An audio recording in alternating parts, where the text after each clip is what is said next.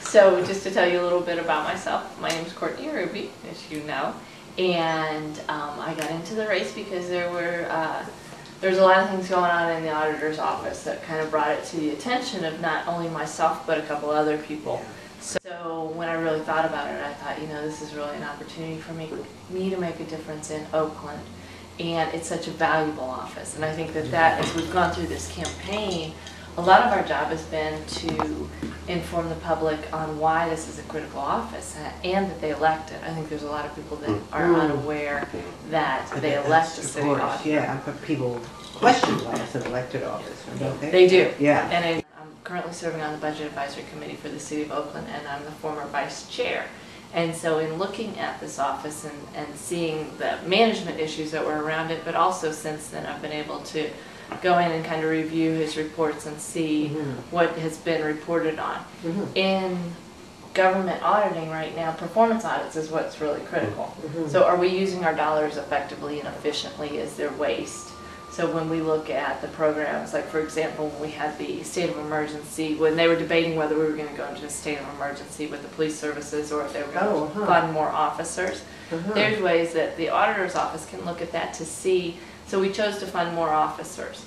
Was that an effective use of our funds?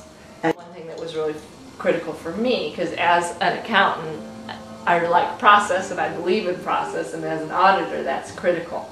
So I'm developing an annual process that will be implemented in the city auditor's office, where I call to the table the mayor and the council and the citizens, as well as the department directors, and we look at where we're at greatest risk in the city, and that those are the areas that we will audit from. So there will be an annual audit plan, and we'll execute from that our audits. Among the departments, or in general, or every department? Every department, which is a basic audit model too, to do a risk analysis. So you come in and you look at where your highest risks are, and you take it through a model, and then you come out based on different variables and you determine what you're going to look at. So we would determine 10 priorities. 10 priorities in general. So you might say there was less risk if you cut swimming programs at Lions Pool than cops, than police officers, or? You could say from an audit standpoint it would be in relation to that example. So with the police, if we have like with the overtime issue. Yeah, right. So how does that affect our lives? Yeah. Because we're not able to fund as many officers. Right. If you listen to the dialogue that's occurring right now with the police chief in relation to we follow that MOU, pretty well. right? Yeah. We're having a 4-day shift that has been proven to be ineffective. So that's already on the table, that the way that our police officers are working their shifts, it is increases overtime and it's less effective.